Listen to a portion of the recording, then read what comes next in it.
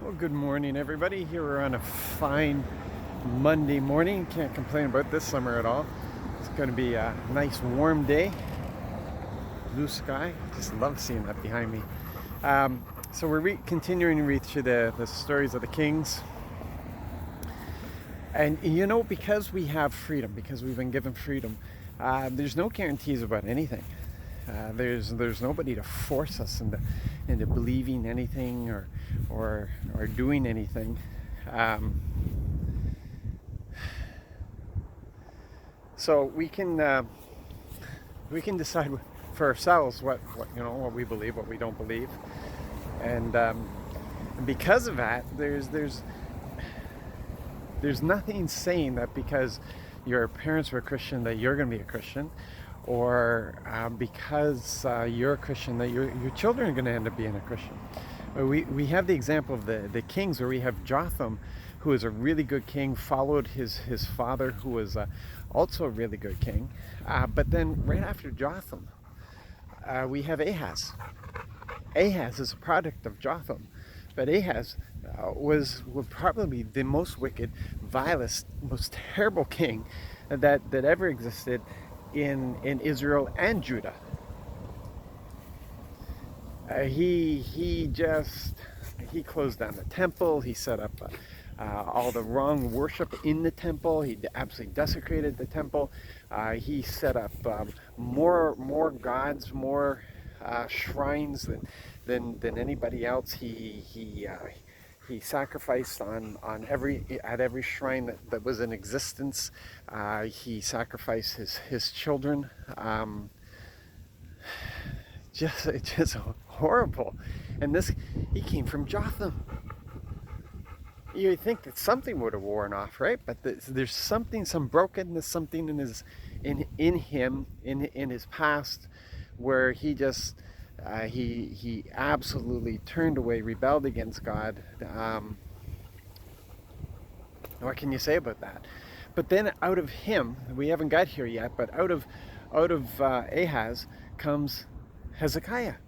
Hezekiah, who was an unbelievably great king, the reformer, who got rid of all the stuff that his father had set up, reestablished the worship, cleaned up the temple, great celebrations, trusted the Lord in great battles, just absolutely fantastic. But this goes to show us that faith, trust, belief is an individual thing. That although we can teach principles, we can teach our children, and we are to do that, we're to instruct our children, when it comes down to making a decision of what they're going to believe and what they're going to do, it's theirs. They can't live on our faith. Our children can't live on our faith. They have to have their own. And so this is something that, create a great environment, but help them understand that they need to have an encounter with God, that they can't live according to tradition. They can't live by tradition. We don't do that. We don't live by tradition. We live according to relationship, and everybody has to have their own relationship with the Lord. That's what it comes down to. So as much as we desire our children to pattern themselves after us, they have to pattern themselves after Jesus Christ. And that requires that relationship. Now, I believe 100% that the Lord wants to encounter our children. That's his desire. I know it because I've experienced it. And it has nothing to do with us. It has everything to do with grace. And given the opportunity, he will present himself to our children, to believe people. But then you have to have the faith there to believe this is real, that this is actually happening. And that faith will lead you into a more concrete relationship. I could never doubt my Lord. I could never doubt. I could rebel against him, but I could never doubt him. I could never doubt who he is. I could never doubt his goodness because I've experienced too much. I know him. But in the moment that he presented himself, I could have denied that experience. I could have just said it's all a figment of my imagination.